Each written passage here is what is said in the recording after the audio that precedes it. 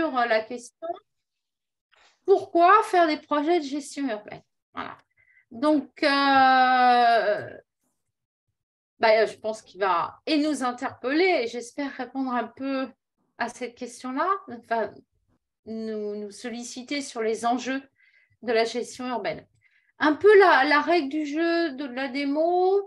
Donc, on va fermer nos caméras parce que vous allez être très nombreux aujourd'hui. Donc, c'est pour les histoires de flux. On ferme nos micros. Par contre, vous avez à votre disposition le petit onglet Discuter où vous pouvez faire vos commentaires et je rendrai compte à Jean à la fin de son intervention sur ce que vous avez pu écrire. Pour autant, Jean va faire une intervention de 40 minutes, donc ça laisse du temps pour les questions. À ce moment-là, si vous avez des questions à poser, pas de souci, vous ouvrez tout simplement votre vidéo, vous nous faites un petit signe et vous pourrez vous exprimer tranquillement et interpeller Jean. Voilà. Alors, Jean Bouvier, je pense que un certain nombre d'entre vous le connaissent, mais je me permets de le présenter de nouveau. Donc, Jean Bouvier est économiste, expert dans les questions de la politique de la ville et du renouvellement urbain, notamment sur les problématiques de gestion urbaine. Il intervient à l'école du renouvellement urbain pratiquement depuis la création de l'école ou presque, enfin en tout cas depuis de nombreuses années, sur ces thématiques-là de gestion urbaine et aussi sur deux formations qui nous tiennent à cœur, qui est la formation des habitants et la formation des conseils citoyens. Voilà. Donc, sans plus attendre, Jean, je te laisse la parole. Merci Chantal. Bonjour à tous. Je suis très content que vous soyez nombreux, je crois, à vous être inscrits à cette séquence au-delà des mots. Ça me fait plaisir parce que la gestion urbaine n'a pas forcément toujours un grand succès. Enfin, en tous les cas, à l'école, elle en a. Et je remercie Chantal d'ailleurs pour le soutien qu'elle a toujours eu sur cette thématique et de me donner une nouvelle occasion de prêcher, entre guillemets, pour cette question de la gestion urbaine. Voilà. Alors, j'ai donc préféré de parler des raisons pour lesquelles, à mon sens, on devait faire un projet de gestion urbaine, et plutôt que d'expliciter comment on fait un projet. Parce que je pense que la question de savoir pourquoi on le fait, elle est déterminante. Elle est déterminante parce que je pense qu'il y a des tas de décideurs encore qui sont du côté des bailleurs, du côté des collectivités locales, peut-être du côté de l'État, qui ne sont pas persuadés de l'intérêt de faire des projets de gestion urbaine. Donc, mon propos, il est pour justifier le projet de gestion urbaine. Et en quelque sorte, c'est un argumentaire, s'il vous convient, que vous pourrez réutiliser pour convaincre sur vos terrains respectifs de l'intérêt de conduire des projets de gestion urbaine. Voilà. Alors, on est au-delà des mots, certes, mais je vais quand même commencer par des questions un petit peu de vocabulaire pour cadrer le sujet. Vocabulaire sur la gestion urbaine, assez rapidement, hein, je ne veux pas être pesant, et puis sur le projet, puisque je parle des projets de gestion urbaine. Donc, je vais rappeler un petit peu ce que je mets derrière le terme de gestion urbaine et puis derrière le terme de projet. Et après, j'en viendrai aux raisons du projet de gestion urbaine. Alors, j'essaye d'avancer mon support. Excusez-moi. Pourquoi il n'avance pas, mon support? Vous voyez ma projection, là, hein, oui, on voit très bien, Jean, mais ça bouge voilà, pas. ça y est, excusez-moi. C'est bon? C'est bon, ça a avancé. Alors, gestion urbaine, qu'est-ce que je mets derrière gestion urbaine? Il y a un petit dessin qui le suggère, mais enfin, soyons plus explicites. Donc, la gestion urbaine, pour moi, je dis pour moi parce que ce n'est pas forcément toujours le cas partout. C'est la gestion de ce qui constitue la ville et qui lui permet de fonctionner. C'est-à-dire, au premier chef, c'est la gestion de l'habitat, qui est une fonction incontournable de la ville, primordiale, essentielle, des équipements urbains, des réseaux urbains, des services urbains, point de suspension. La gestion urbaine, elle existe depuis que les villes existent. Il y a de la gestion sur les villes, gestion de l'habitat, gestion des équipements, gestion des réseaux et des services. Donc la gestion urbaine, c'est tout cela. Alors, évidemment, puisque nous sommes en politique de la ville, il faut bien évoquer la gestion urbaine de proximité avec son sigle GUP, qui est tout simplement, pour moi, la gestion urbaine qui est exercée en proximité des habitants. Je donne toujours l'exemple, par exemple, du ramassage des ordures ménagères, qui est dans la gestion urbaine de proximité, puisqu'il s'applique sur le quartier, sur chaque immeuble, alors que le traitement des ordures ménagères va se faire en dehors de la proximité, sur un périmètre de l'agglomération, ailleurs, dans une usine, etc. Mais ce traitement, il participe de la gestion urbaine, pas de la gestion urbaine de proximité. Voilà un petit peu la différence que je fais, assez simple, hein, entre gestion urbaine et gestion urbaine de proximité. Alors, j'en profite aussi pour rappeler qu'on utilise maintenant les termes de GUSP, gestion urbaine et sociale de proximité, ou GSUP. Je n'ai pas réussi à faire la différence dans mon texte. GSUP, gestion sociale et urbaine de proximité. Pour moi, c'est la même chose que la gestion urbaine de proximité. Le S de social, pour moi, hein, je le dis bien, ne rajoute rien, parce que je pense que la dimension sociale, elle existe de façon évidente dès le départ dans la gestion urbaine de proximité. Voilà. Et deuxième chose que je veux rajouter sur cette question de définition, je distingue bien ce qui est la gestion urbaine et la gestion urbaine de proximité de la démarche de gestion urbaine de proximité. Nous avons affaire dans la politique de la ville à des démarches de gestion urbaine de proximité, sachant que la gestion urbaine, encore une fois, elle existe sur tous les quartiers. Elle n'est pas spécifique à la politique de la ville, mais souvent on fait le raccourci et on parle de la gestion urbaine de proximité comme d'une démarche, ce qui n'est pas le cas. Il y a une démarche de gestion urbaine de proximité qui peut s'appeler un projet, qui prendre différentes tournures, mais qui est à distinguer de la gestion urbaine proprement dite ou de la gestion urbaine de proximité proprement dite. Voilà, juste sur ce petit cadrage rapide. Sur la notion de projet, je serai rapide, mais c'est intéressant de rappeler qu'un projet, ça c'est une définition qui est plus classique, hein, c'est un ensemble finalisé et articulé d'actions. Ce qui est important, c'est l'articulation des actions. C'est la notion implicite derrière l'articulation de stratégie d'action dans la notion de projet, ensemble finalisé et articulé d'actions visant à répondre à un enjeu défini. Ça, c'est intéressant et important de le rappeler. Un bon projet, il n'y a pas 50 enjeux. Et souvent, on se perd dans les enjeux parce qu'il y en a trop.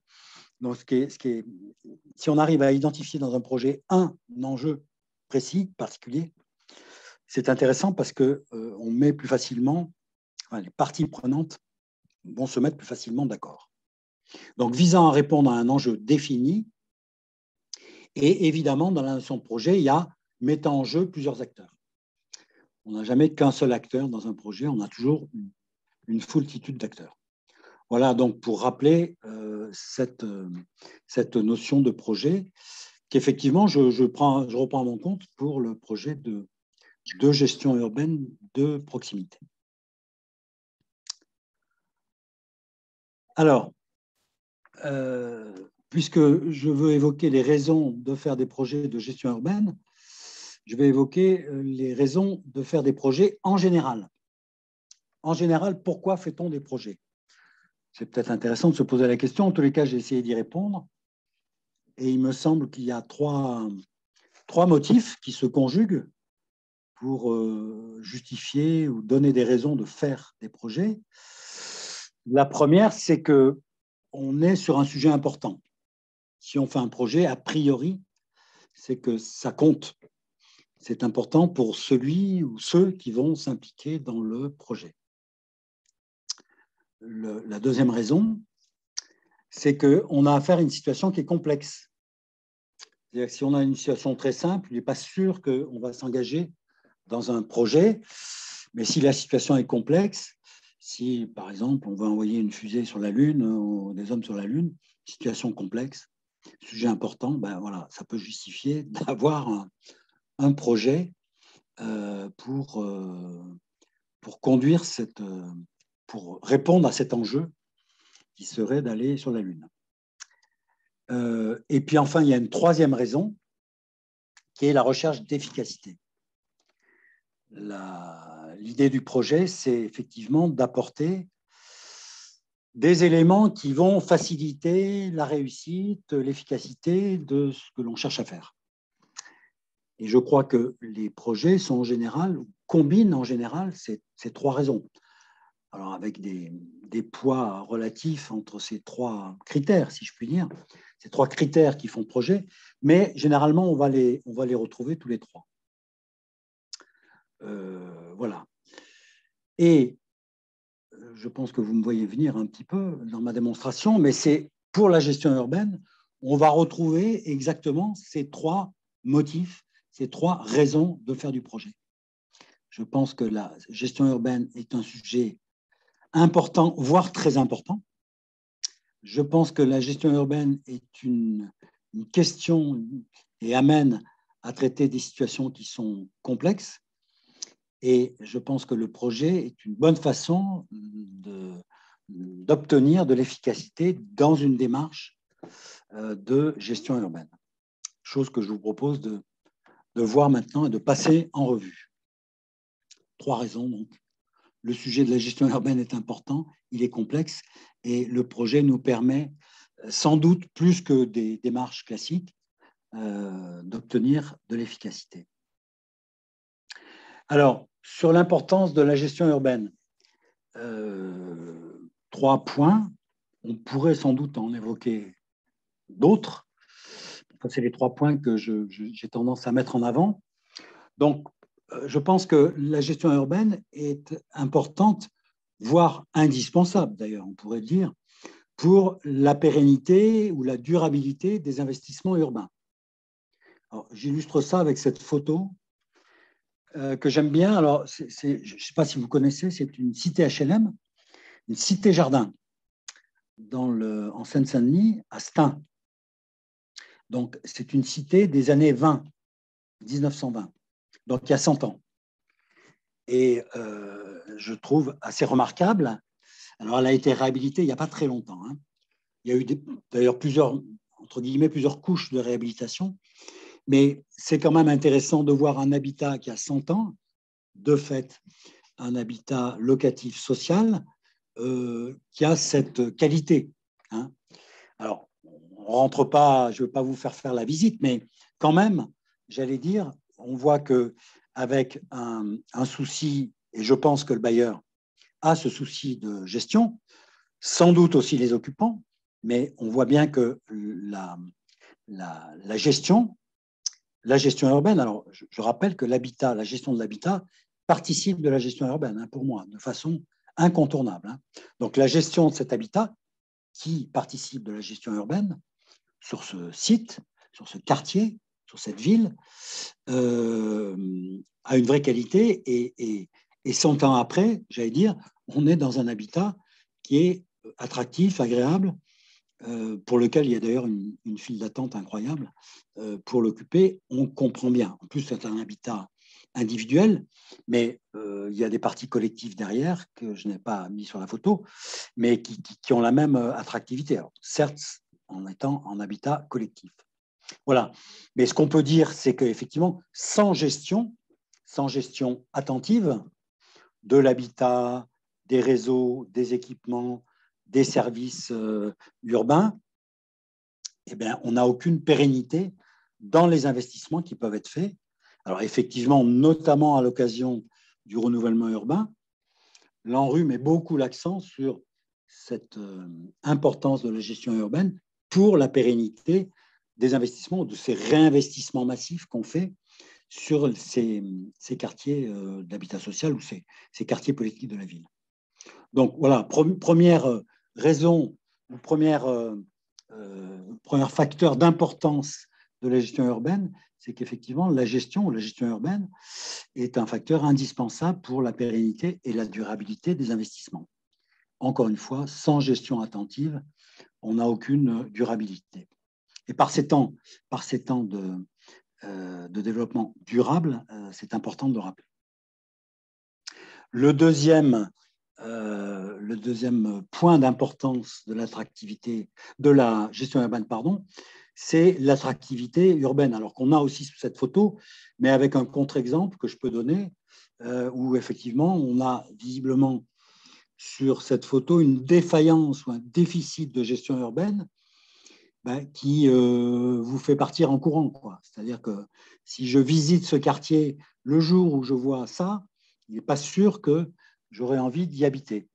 Alors que par ailleurs, si on regarde bien la photo, c'est un quartier qui est en, semble-t-il, bon état. Enfin, il y a une façade qui est plutôt pas mal, un trottoir aussi. Enfin bon, voilà. Mais la photo nous décourage sur l'envie d'habiter le quartier. Donc, deuxième point, la gestion urbaine est indispensable à toute attractivité urbaine. Le pari de l'ANRU, du renouvellement urbain, de pouvoir diversifier les habitats, introduire de la mixité dans les quartiers, ne tiendra évidemment que si on a une gestion urbaine qui est à la hauteur, qui est adaptée et qui permet de produire cette attractivité urbaine qu'on avait par exemple sur la première photo. Voilà. Troisième point, pour souligner l'importance de la gestion urbaine, si d'aventure vous n'étiez pas convaincu, mais je pense que vous l'êtes, c'est la gestion urbaine comme facteur du bon fonctionnement social. Fonctionnement social urbain, on peut dire, si je reprends les mots de mon copain Michel Bonetti, qui est un peu le promoteur de cette notion de fonctionnement social urbain. Donc, c'est pour rappeler que la gestion urbaine a des effets sociaux. C'est-à-dire que ce n'est pas simplement une question d'avoir un cadre de vie, comme je le disais précédemment, et avec les photos, qui soit attractif ou qui soit répulsif, si je puis dire, mais c'est que la gestion urbaine va avoir des effets sociaux. Et on dit toujours, en voyant cette photo, on va se dire, mais c'est de la faute à qui? Et souvent, on va incriminer les habitants qui posent mal les sacs, etc., qui ne les mettent pas dans le conteneur enterré ou qui le mettent mal, etc., etc. Bon. On va très souvent, dans des situations de gestion urbaine difficiles, où la gestion urbaine n'assure pas, entre guillemets, on va mettre en cause, et ça peut amener à des tensions entre les habitants, sur les problèmes de sécurité, sur les problèmes de tenue du cadre de vie, etc. Voilà. À l'inverse, une bonne gestion urbaine va avoir des effets sociaux positifs.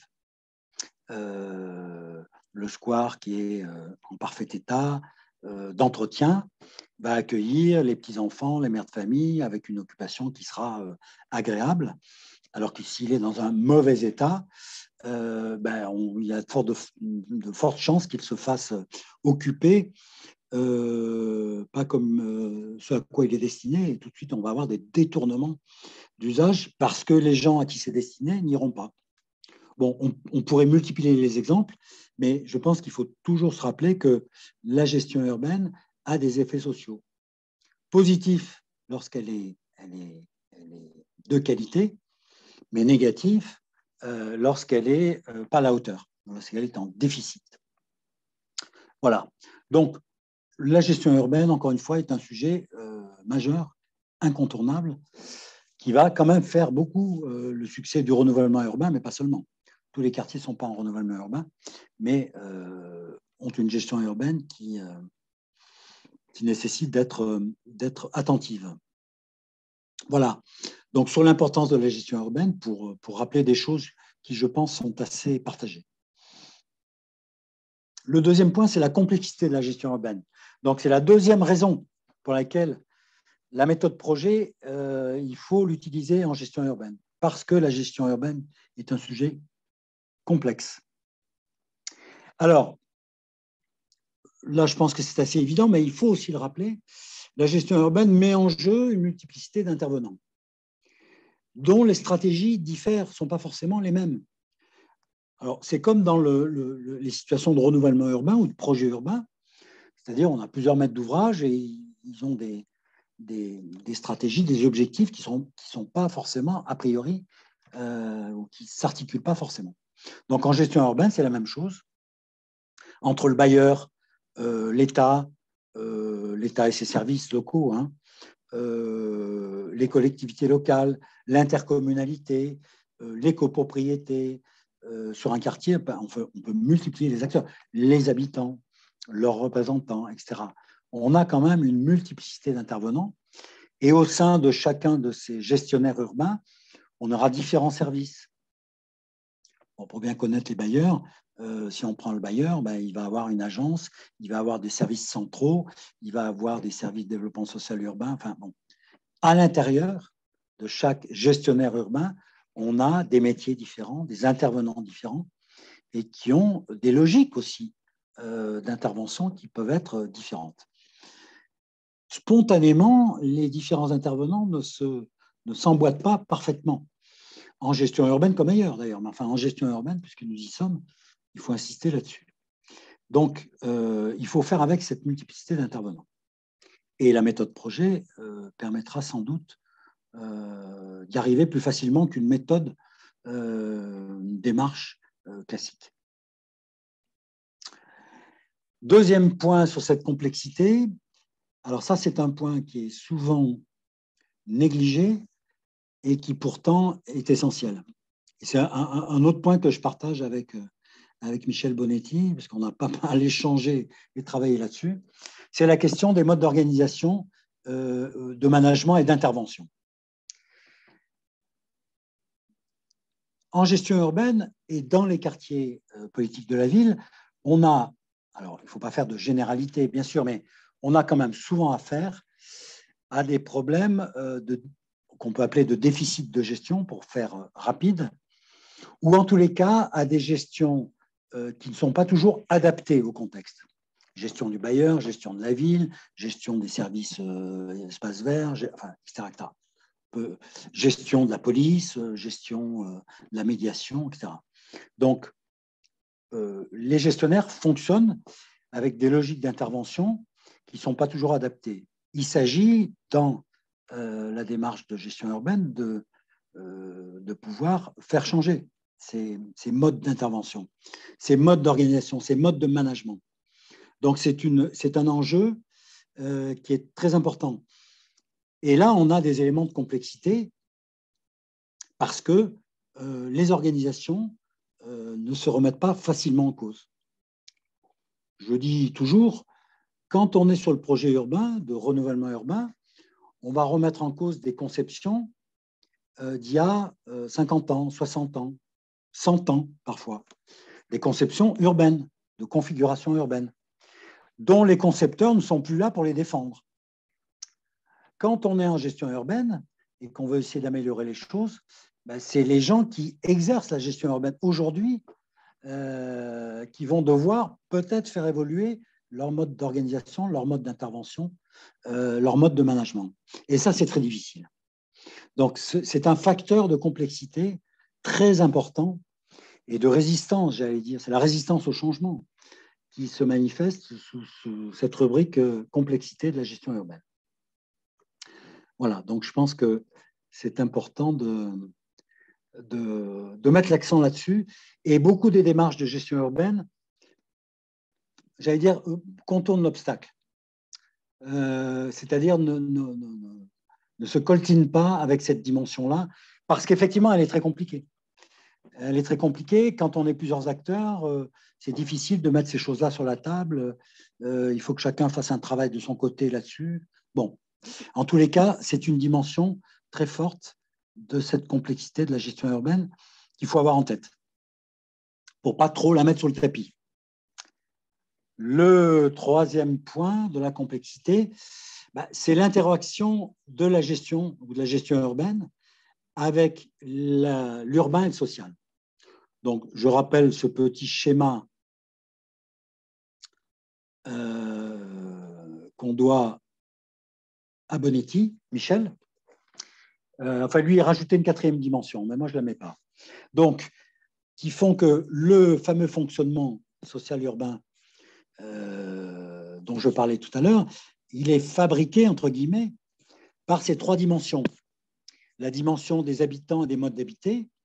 Les habitants contribuent au fonctionnement social urbain d'un quartier. Les habitants, leur mode d'habiter, leur parcours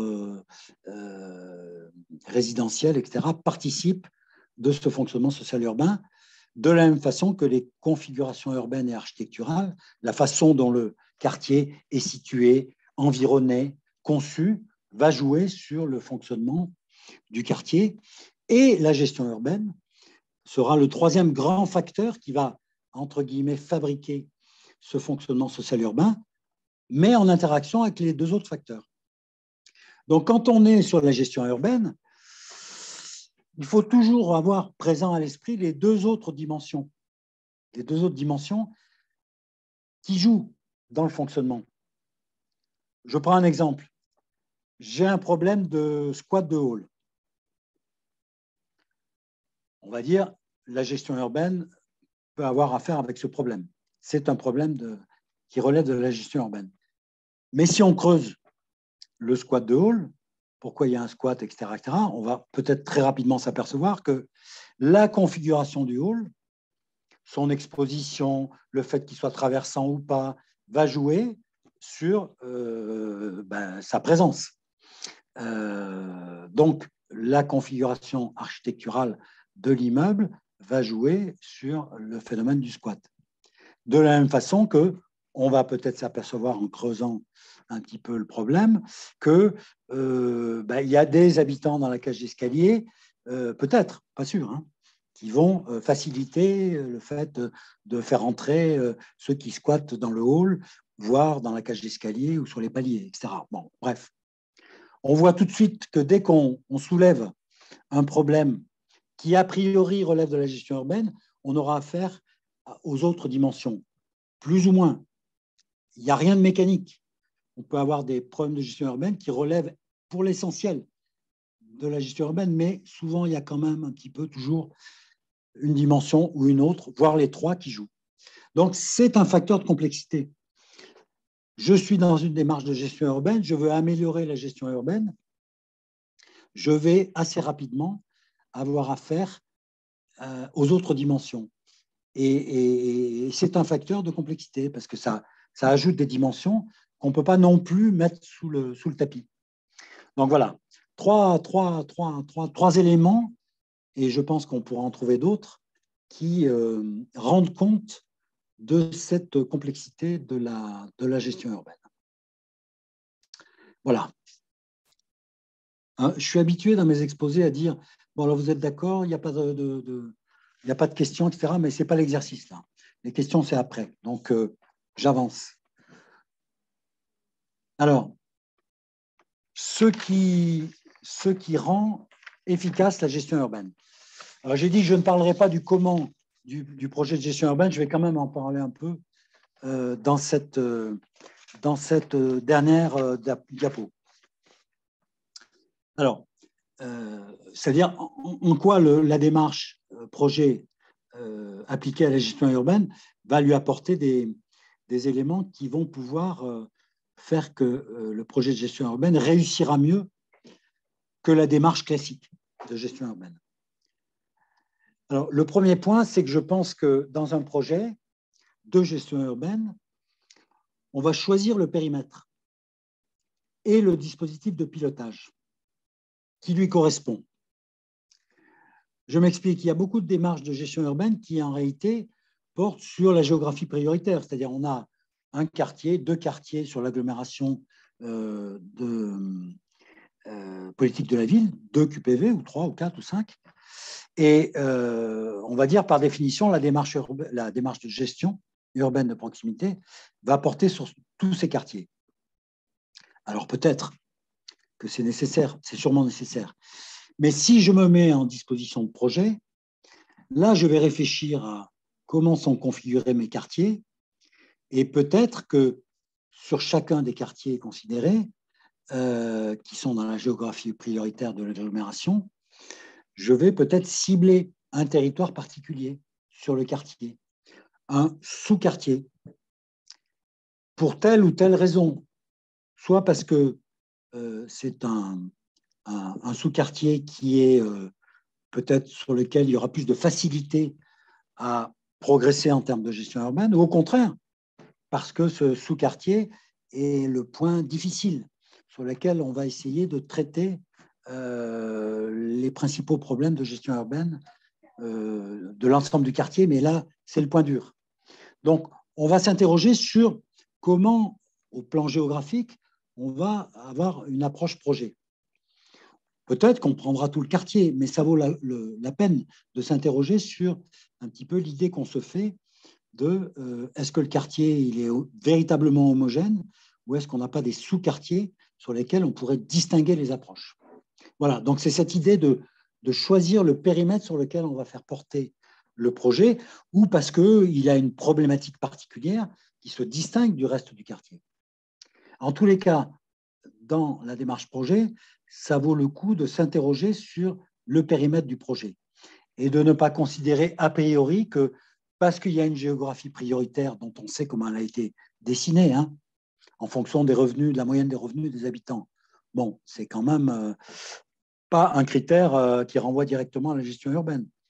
Donc, ça peut être intéressant de s'interroger sur de quoi est fait notre périmètre de QPV et est-ce que je ne vais pas avoir intérêt à distinguer à l'intérieur de ce périmètre pour avoir, par exemple, une première démarche projet sur une partie et puis ensuite, j'évoluerai sur une deuxième partie du quartier. Donc, un périmètre choisi et un dispositif de pilotage de la démarche projet qui va lui correspondre. Si j'ai deux bailleurs sur mon quartier et que dans mon projet, je suis sur le périmètre d'un bailleur, je ne vais pas embêter le deuxième à lui demander de venir travailler sur le périmètre de mon projet alors qu'il n'est pas concerné. Donc, on adaptera le pilotage, bien sûr, avec à la manœuvre la collectivité locale, hein, commune ou intercommunalité, à la manœuvre, mais on adaptera les partenaires en fonction du périmètre qu'on aura choisi.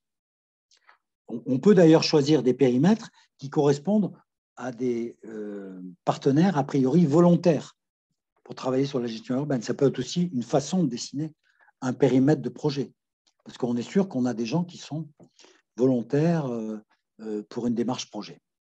Voilà, en tous les cas, ne partons pas dans un projet de gestion urbaine en nous disant que c'est le QPV, c'est l'ensemble du QPV sur lequel on va faire un projet, pas nécessairement. Ça vaut le coup de s'interroger. Et du coup, ce faisant, on va rendre sans doute notre démarche plus efficace. Deuxième point, alors, c'est évidemment, on en parle toujours, mais évidemment, on ne le fait pas toujours. Donc, c'est la participation active des habitants usagers ou d'habitants usagers. Donc, participation active, notamment dans les phases de diagnostic. Quelles sont les attentes des habitants? Quelles sont leurs satisfactions vis-à-vis des services sur le quartier, des services urbains, de leur habitat, des équipements, enfin, bref, de toutes les dimensions de la gestion urbaine? Il est indispensable d'avoir leur perception sur ces questions si on veut être sur une démarche projet. Après tout, le projet de gestion urbaine, comme la démarche de gestion urbaine, elle a pour destinataire, on le rappelle toujours, les habitants. La gestion urbaine, ça sert à faire mieux fonctionner un quartier au bénéfice des habitants. Donc, c'est quand même eux qui sont les mieux placés pour dire, au départ, qu'est-ce qui cloche et qu'est-ce qu'il convient de traiter ou quelles sont les priorités de leur point de vue. Donc, participation active des habitants, alors, dans les interrogations de départ, de diagnostic, dans les phases d'évaluation, pour savoir si on a progressé, mais aussi dans les phases de mise au point du projet. Alors, sans doute dans des configurations plus resserrées, avec un conseil citoyen, avec une amicale de locataires, avec des associations qui interviennent sur le quartier, où on va pouvoir travailler sur les orientations du projet, les actions, etc., etc. Dans des configurations plutôt d'atelier, dans les phases de mise au point. Mais au départ et à l'arrivée, l'interrogation des habitants et c'est une participation de leur part, hein, est indispensable. Je ne comprends toujours pas pourquoi on voit si peu d'enquêtes auprès des habitants dans les démarches de gestion urbaine de proximité. On voit du diagnostic en marchant, ça c'est bien, ça c'est rentré dans les mœurs, mais les enquêtes auprès des habitants, on n'en voit pas toujours, ou assez peu, ou assez peu. Troisième point, donc, c'est un diagnostic. Alors, j'ai parlé des enquêtes qui participent des diagnostics, enquêtes habitants, mais c'est un diagnostic qui va porter sur les difficultés de gestion et les moyens mobilisables pour l'action. Je parlais tout à l'heure de la dimension organisationnelle et managériale qui fait partie de la gestion urbaine et qui est une dimension à laquelle on doit toucher si on veut faire évoluer les choses. Le diagnostic du projet de gestion urbaine, il va devoir pointer ces difficultés de gestion et essayer de comprendre pourquoi on a ces difficultés. Et on va renvoyer aux différentes dimensions que j'évoquais tout à l'heure, mais notamment, y compris sur les questions d'organisation, qui vont peut-être générer ces difficultés. Pas systématiquement, mais souvent, on a cette dimension-là. Voilà, donc diagnostic sur les difficultés de gestion et les moyens mobilisables. La démarche projet nous donne les moyens, en principe, de faire un vrai diagnostic et pas simplement un relevé des difficultés, comme on le fait dans un diagnostic en marchant sur le quartier. Quatrième point, la démarche projet nous oblige, ce qui est assez peu souvent le cas dans les démarches de gestion urbaine, à fixer des objectifs précis, précis au sens d'évaluable. À quoi on veut arriver? Alors, les démarches de gestion urbaine qu'on voit couramment ont des plans d'action. Mais un plan d'action, c'est ce qu'on va faire. C'est qu'est-ce qu'on est convenu de faire. C'est pas à quoi on est convenu d'arriver en termes de résultats. Donc, on a souvent, c'est un peu du b.a.-ba, un déficit d'objectifs et d'objectifs précis. Premier point, et puis des objectifs qui soient limités. Il ne s'agit pas de transformer ou de refaire le monde, comme on dit. Je pense que la démarche projet, parce qu'elle nous aura fait mesurer les moyens qu'on peut mobiliser, va nous inciter à être raisonnable, ambitieux, mais raisonnable, pas trop, comme dans tout projet. C'est-à-dire d'avancer pas à pas, d'avoir un premier objectif peut-être qui sera suivi d'un deuxième, etc., et de progresser de cette façon-là, plutôt que de fixer la barre trop haut, comme on a parfois tendance à le faire, dans des formulations d'objectifs qui restent très générales. On va traiter la sécurité sur le quartier. Qu'est-ce que ça veut dire? C'est une intention générale, mais ça ne veut pas dire grand-chose. Donc, il s'agit là, avec la rigueur de la démarche projet, va nous obliger à, en principe, fixer des objectifs précis et limités en termes d'ambition. Ça ne veut pas dire qu'il n'y a pas d'ambition, mais elle est limitée. Dernier point, très important, et qui renvoie à un des facteurs de complexité que j'évoquais tout à l'heure, la méthode projet va nous amener à réfléchir à une stratégie. On a des objectifs, comment on va y arriver? C'est la question de la stratégie. Et la stratégie va articuler les interventions sur le court et le moyen terme. Donc ça me paraît très important. On voit beaucoup, trop souvent, de démarches qui sont programmées avec des plans d'action sur l'année. Mais sur l'année, on ne va pas transformer les choses. Donc il est important de pouvoir se donner un peu une profondeur d'action sur 2, 3, 4 ans. C'est la même chose d'ailleurs, j'en parlais ce matin, parce que c'est un thème qui se recoupe avec la gestion urbaine sur la question du plan d'action de l'abattement TFEB, qui est un des moyens à la disposition du projet de gestion urbaine, hein, l'abattement TFEB, pour conduire des actions, pour financer des actions. C'est pareil, l'abattement TFEB, il devrait faire l'objet d'une programmation sur 2-3 ans.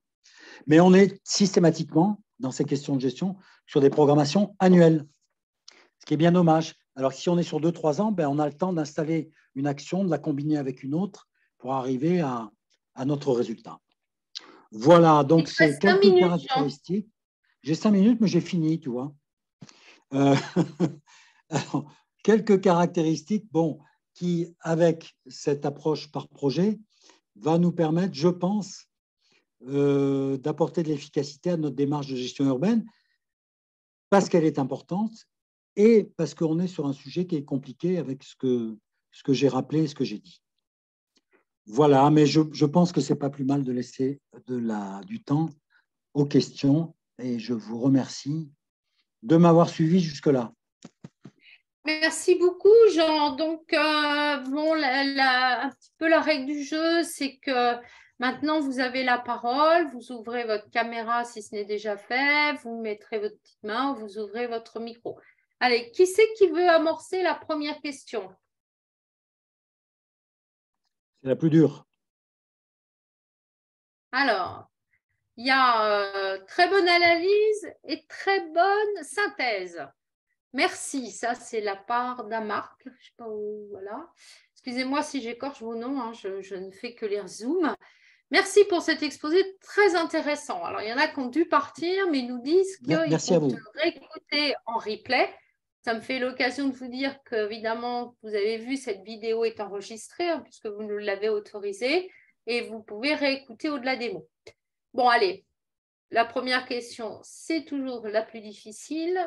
Donc, je ne sais pas pourquoi tout a sauté là. Voilà. Et je vais la poser. Comme ça, j'espère que ça fera venir d'autres questions. Ah, Myriam a levé la main.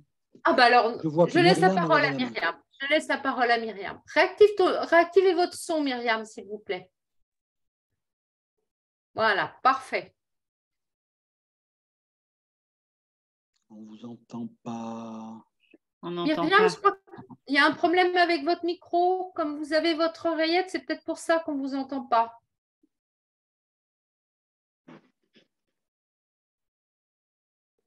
Enlevez l'oreillette, Je peut-être. crois que Myriam nous tape sa question. Je vais l'écrire.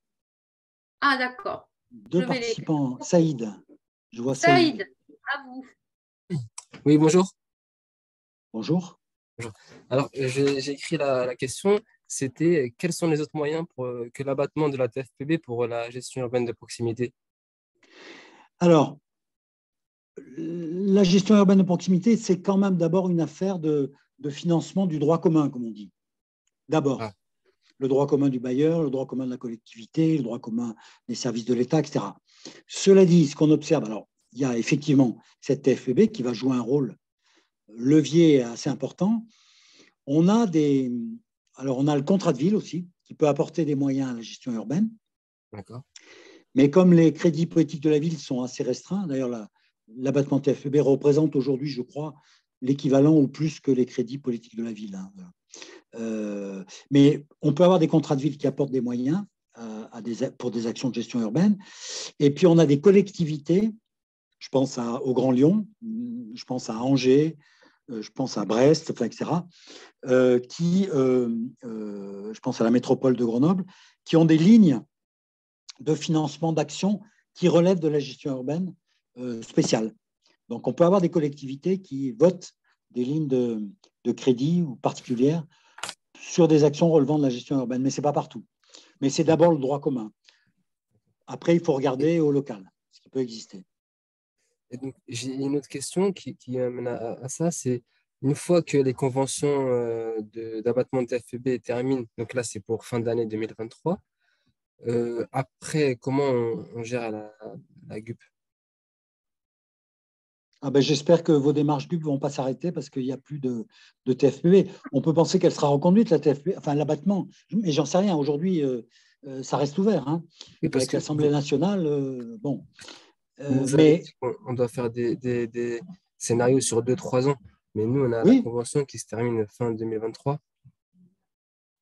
oui, ben, moi je trouve que, enfin, alors ça c'est un point de vue personnel, mais je trouve que c'est très intéressant que s'il y a un vrai partenariat sur ces questions de gestion urbaine qui engage ses partenaires sur une résolution ou une amélioration des questions qui font problème aux habitants sur le quartier, abattement TFPB ou pas, ces questions se posent.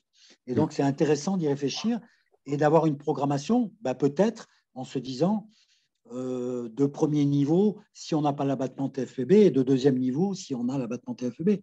Peut-être. Enfin, en tous les cas, je pense que c'est pas il n'y aurait plus rien parce qu'il n'y aurait pas d'abattement TFPB, ou il y aurait tout parce qu'il y a un abattement TFPB. Je pense que si vous êtes dans un partenariat qui est éprouvé, qui est mûr, qui est consolidé, les choses ne vont pas s'arrêter. Enfin, j'espère. Parce que la TFPB, de toute façon, ne finance pas tout. Oui, c'est vrai. C'est vrai. J'ai 3 questions, Jean. Merci, monsieur. Tu m'entends, Jean? Oui, oui, vas-y. Alors, la première question, c'est comment on peut intervenir par rapport aux résistances qu'on peut rencontrer, soit par les gestionnaires eux-mêmes, mais aussi par les habitants. C'est souligné, c'est-à-dire que des fois, les habitants résistent aussi à l'amélioration de la gestion de leur quartier. Qu'est-ce que tu peux témoigner là-dessus? À partir d'expérience, est-ce que tu as déjà rencontré ça, des formes de résistance? Je sais pas, je vais essayer de répondre.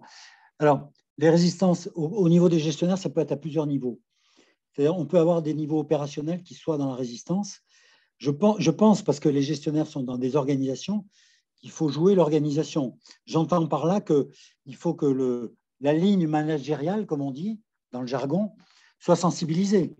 C'est-à-dire, si le patron de l'agence, si je prends un bailleur, ou même voir le directeur général, il n'y croit pas, il ne prendra pas les moyens pour que ça change. Donc, il faut, s'il y a de la résistance, il faut pouvoir s'adresser au bon niveau de décideur. La résistance au niveau des habitants, alors j'essaie je pense que là aussi, il faut se donner les moyens de passer outre. Comment? Alors moi, je crois beaucoup aux bons exemples. C'est-à-dire, mais ça, je l'ai vécu dans plein de situations, vous travaillez avec un groupe d'habitants qui ne croient pas à telle et telle solution. Emmenez-les en voyage à côté, dans l'agglomération d'à côté, montrez-leur des trucs qui marchent. Très souvent, ils n'écouteront pas le consultant que je suis, l'expert que je suis, le parisien que je suis, mais par contre, ils écouteront l'habitant du quartier Intel qui leur dira « Ouais, mais le tri sélectif enterré, ça marche super, on a mis du temps à s'y mettre et on y est arrivé, etc. etc. » Vous voyez ce que je veux dire? Je pense que la démonstration par les pairs, PAIR, S, est un bon moyen de contourner la résistance. Quand on est sur des résistances à des solutions, à des types de solutions sur lesquelles les gens sont a priori frileux. Je pense à ça. Hein. Mais je pense qu'il faut se donner les moyens dans la concertation, dans la discussion, dans la démonstration, encore une fois, d'emmener les gens à aller voir des choses, de faire des visites, etc. etc. Ça, je crois beaucoup à ça. Alors, j'ai d'autres questions, mais Nora a demandé la parole. Vous avez la parole, Nora.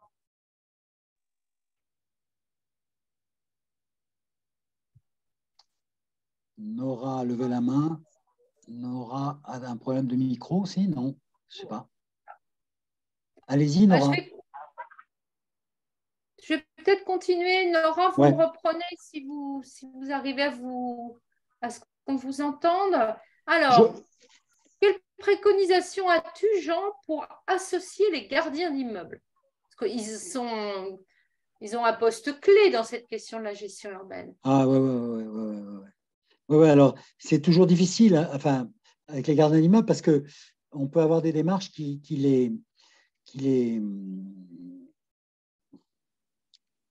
les contraignent trop ou qui les mettent en difficulté. Voilà. Donc, il faut être précautionneux, je pense.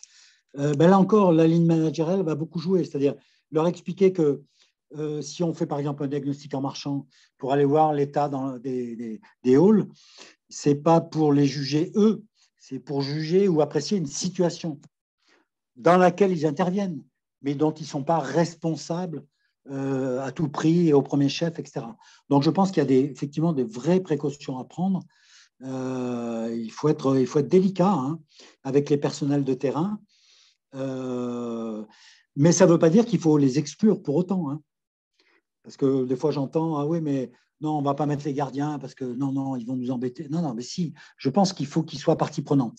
C'est très important parce que ça passera de toute façon, si on est au niveau du bailleur, par eux, l'action. Donc, il faut qu'ils soient dans le coup, mais il faut les préparer, il faut les soutenir, peut-être plus que d'habitude. Il faut leur apporter des contreparties dans la démarche avec des formations, avec enfin, etc. Il y a toute une panoplie possible de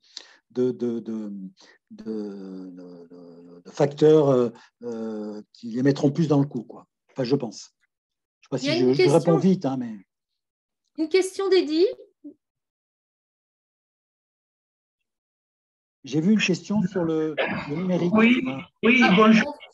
Oui. Oui. Oui, bonjour à tous et à toutes. Moi, c'est juste une petite réflexion que je voulais faire. À un moment donné, notre maire, il avait annulé complètement les TFPB à la ville de Sarcelles parce que les bailleurs ne jouaient pas le jeu. À la base, le TFPB, il est fait pour le vivre ensemble, pour améliorer l'image du quartier, et puis la sécurité, tout ça, voilà. Et les bailleurs, eux, jouaient les jeux dans leur intérêt. Ça veut dire ils voulaient embaucher un cadre, ils voulaient embaucher un gardien de plus, ils voulaient faire ceci et cela que pour son intérêt. Donc voilà.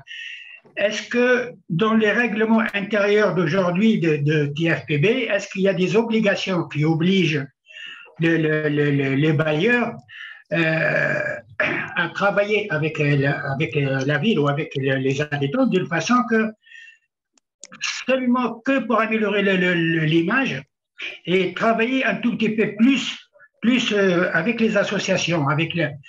Aujourd'hui, on a certains bailleurs sur Sarcelles, ils sont nombreux, hein, on en a 13 bailleurs sur la ville, où beaucoup d'entre eux ne veulent pas travailler avec les amicales des locataires parce qu'ils les embêtent tout le temps. Voilà. Oui, non, mais je réponds. Et voilà, c'est ça l'anomalie des TFPB. Ça marche comme ça veut marcher, mais ça ne marche pas pour tout le monde. Oui, non, mais sur la TFPB, alors, pour le coup, il y a ce qu'on appelle un accord cadre avec son avenant national qui définit très bien je trouve, qui définit très bien les choses.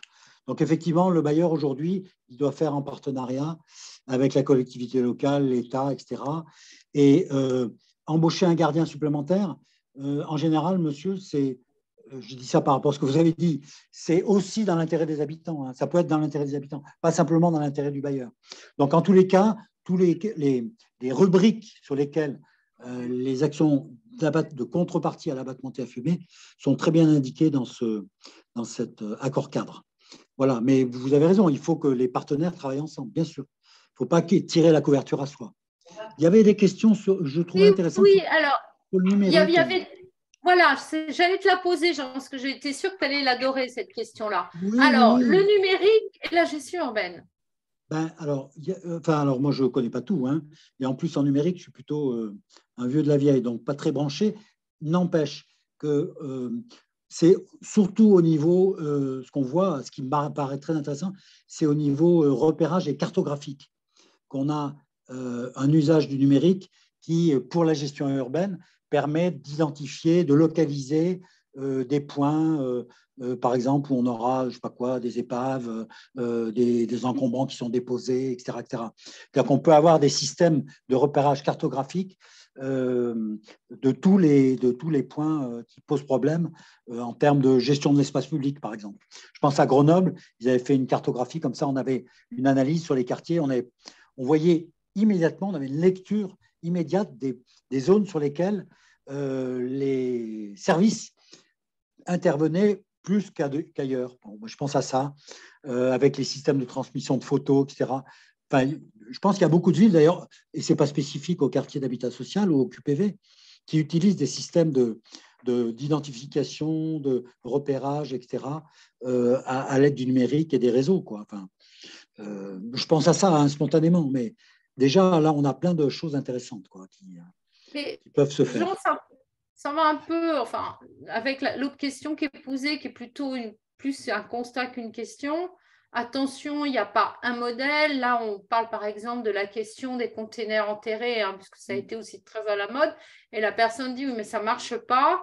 parce que les gens ils mettent à côté phénomène qu'on peut rencontrer si ça n'a pas été travaillé avec les habitants, si les conteneurs ne correspondent pas au volume de déchets, etc. Je crois que ce que tu disais dans ton intervention, il peut y avoir deux, trois choses qu'on sait, des lignes directrices, mais fondamentalement, c'est ce que tu disais, à chaque situation, bien analyser la complexité de la situation, etc. Il y a une autre réponse qui est peut-être plus de la question urbaine, c'est un peu le qui fait quoi, puisqu'on nous dit, mais le problème qu'on a aussi, c'est le problème que les déménialités ne sont pas toujours réglées, donc on ne sait pas qui doit agir sur tel ou tel espace. Est-ce que ça, on le rencontre encore, Jean? Oui, bien sûr. Alors, c'est effectivement, je n'ai pas pu tout dire, mais c'est un niveau de complexité, mais il est tellement identifié, celui-là, pour le coup, et c'est une bonne chose. C'est-à-dire que souvent, effectivement, dès qu'on va faire le diagnostic en marchant, on se rend compte qu'en se baladant que, mais qui intervient là, ben, on ne sait pas trop. Oui, c'est moi, mais je ne devrais pas, mais je le fais quand même. Et puis l'autre vous dit, ah ben non, mais peut-être on le faisait avant. Puis, bon, bref, effectivement, c'est un vrai problème. Ce n'est pas toujours très clair. On ne retrouve pas les conventions. Moi, je m'amuse beaucoup avec les opérationnels parce qu'ils vous disent, mais c'est comme ça qu'on fait. Mais est-ce que vous avez vérifié la convention? Quelle convention? Mais il doit y avoir une convention. Est-ce que vous avez vérifié les actes de propriété? Ah ben on ne sait pas. C'est-à-dire qu'on travaille avec les habitudes, souvent. Et on ne va pas voir le fond des choses. Mais c'est vrai que c'est une question qui se pose et qui se repose constamment, tout simplement, et même avec le renouvellement urbain, où on n'a pas fait les rétrocessions qu'il fallait.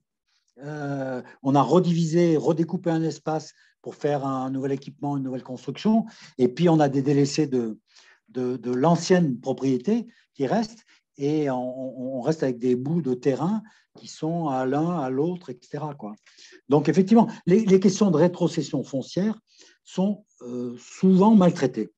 Donc on a des vrais problèmes de complexité, et on ne sait plus où est-ce qu'on est propriétaire de quoi, etc. Oui, bien sûr. Oui, oui. Alors, il y a Myriam qui nous fait part de son témoignage, qui dit que sur sa ville, alors je ne sais pas Myriam de quelle ville elle est, en tout cas, elle dit il y a un service en ligne pour déclarer les problèmes de voirie et que ça marche bien, quoi. Alors, c'est vrai qu'il y a certaines collectivités, agglos, qui ont mis des services en ligne pour les encombrants, etc. Et globalement, bah oui, c'est un service qui fonctionne bien, qui est à l'écoute des habitants. Voilà, c'était juste un témoignage. Si Myriam peut nous dire de quelle ville elle est, ça sera bien de… Voilà. Nîmes. Ok, donc à Nîmes, ça marche bien. Ben, c'est super. Est-ce qu'il y a d'autres questions? Alors, comment articuler la gestion urbaine avec les forces de police pour les questions de sécurité? Voilà, ça, c'est une grande question, Jean. Comment tu y réponds? Qui peuvent cascader sur toute la gestion d'une copropriété. Alors, c'est vrai que sur les questions de sécurité, d'abord, il y a des gens qui considèrent que ce n'est pas dans la gestion urbaine. Bon, moi, j'ai tendance à dire que ça fait partie du quotidien des habitants, donc on ne peut pas le passer sous la table ou sous le tapis, comme on dit. Donc, je trouve que il faut évoquer ces questions et les traiter. Alors, y a-t-il par ailleurs un dispositif de traitement de la délinquance, etc., qui existe, etc., avec lequel on va s'emboîter, j'allais dire. Mais je pense que les questions de sécurité sont dans le quotidien des habitants, donc sont a priori dans la démarche GUP, et qu'il faut pouvoir les prendre en compte. Alors peut-être avec un dispositif spécifique qui va travailler sur cette question-là, avec un groupe local de la délinquance, etc., etc. Mais il faut emboîter les choses absolument. C'est-à-dire, on ne peut pas se dire « Ah ben non, ça ne nous regarde pas ». C'est dans la gestion urbaine parce que c'est dans le quotidien des habitants. Alors, comment concrètement les choses s'emboîtent, ça, je pense que c'est au local après qu'il faut voir les choses, mais il faut que les choses, alors pour le coup, communiquent vraiment. Et si elles ne sont pas traitées par ailleurs, eh bien, les prendre à bras-le-corps dans la démarche de gestion urbaine. Bon, avec toutes les difficultés qu'on a sur ces questions-là, mais qui sont indispensables. Hein. Enfin, je pense que moi, je vois beaucoup quand même ces questions dans les dernières formations habitantes, là, où les habitants, les conseillers citoyens d'ailleurs, qui étaient là, nous ont fait remonter ces questions de sécurité de façon très, très forte. Il faut y aller sur ces questions. Hein. Il faut amener les partenaires. Police, évidemment, collectivité. Quels outils avez-vous mis en place et qui fonctionne quant à la mobilisation et la participation des habitants. Ben, moi, alors je l'ai dit, je pense qu'il ne faut pas se priver de faire des enquêtes, des machins, des trucs, hein, enfin, d'interroger les habitants d'une façon ou d'une autre. Il faut avoir la parole des habitants. Après, je pense qu'il ne faut pas être trop ambitieux sur le nombre d'habitants avec lesquels on va travailler. Moi, je dis toujours, on ne fait pas participer tous les habitants d'un quartier. Ça n'a pas de sens. Il faut travailler avec ceux qui sont constitués, même s'ils sont peu nombreux. On fait des formations à l'école de conseillers de citoyens, ils sont 4-5, mais ils sont précieux, il faut les conforter, il faut travailler avec eux, il faut leur donner un vrai statut et pouvoir prendre en compte ce qu'ils disent, même s'ils sont peu nombreux, ou avec une amicale de locataires, ou avec une association, etc. Donc je pense qu'il y a toujours des gens qui ont envie d'apporter, etc. Et même s'ils sont en très petit nombre, il faut pouvoir travailler avec eux et les mettre dans le coup. Après, les outils, c'est… Enfin, moi, je pense que c'est beaucoup une question de s'adresser aux gens, de considération et de les mettre autour de la table, de ne pas les mettre dans des situations où ils ne vont rien comprendre parce qu'on va jargonner, enfin, etc. Je pense que c'est beaucoup une histoire de posture plus que d'outils particuliers. Et si on est attentif, si on fait attention, si on soutient, je pense que les habitants y viendront et progressivement. Mais bon, c'est très rapide ce que je dis, mais je vous dis ce à quoi je crois. Merci Jean. Donc, on a bien compris, moi j'avais une grande urbaniste que j'aimais beaucoup qui disait que dans aménager, il y a ménager, prendre soin. Et je pense que la gestion urbaine, c'est vraiment prendre soin de chacun, de tous, dans sa vie quotidienne. Et c'est pour ça qu'on vous souhaitait vraiment vous en parler aujourd'hui.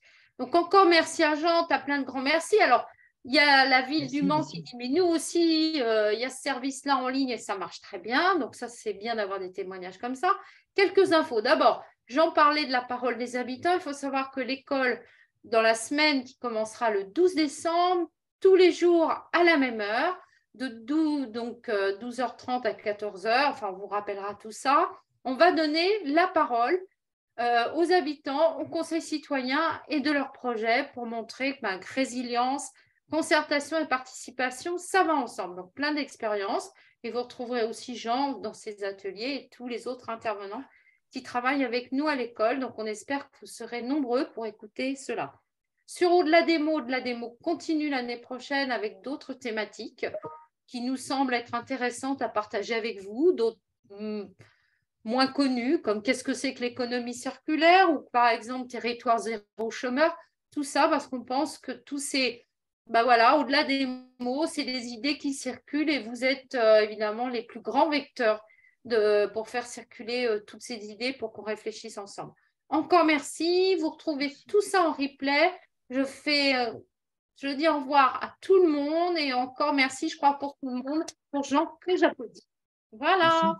Ciao. Très bel après-midi à tout le monde. Très bel après-midi.